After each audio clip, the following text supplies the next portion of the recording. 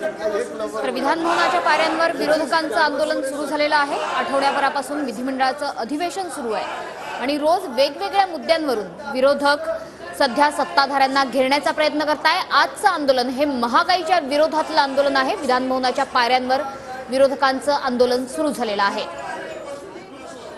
सत्ताधाऱ्यांविरोधात विरोधकांकडून जोरदार घोषणाबाजी देखील केली जाते।